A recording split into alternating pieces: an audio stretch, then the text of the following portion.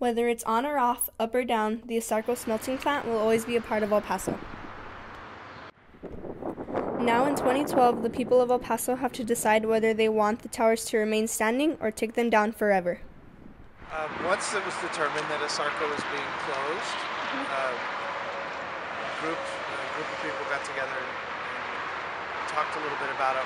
What about the site made sense to try to keep, and it was overwhelming that the stack was, and some of the old buildings were really a good focus on what's historic and what should stay.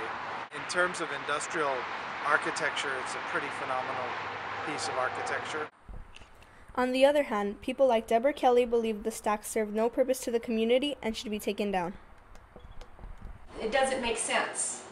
I mean, you can't generate revenue from some stacks that aren't working. People aren't going to come here on their vacation and spend their money to see some old stacks. They didn't even come when they were on, why would they come when they're just there? But what if the stacks could benefit the community? All sorts of ideas floated. A lot of people mentioned an observatory on the top. A lot of people have different energy solutions with a tower like that.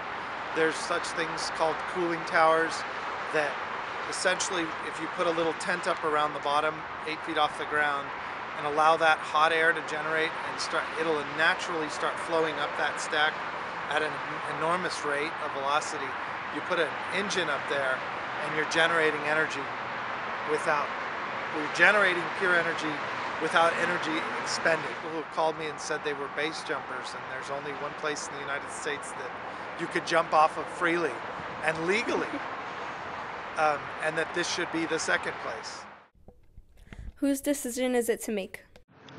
Well, I hope the people of El Paso, because if they don't want it, then they don't speak up. But if they want it, they have to speak up. I just hope that whatever they do is for the benefit of all the people of El Paso, and not just the few, but everybody, and to keep it safe and environmentally sound.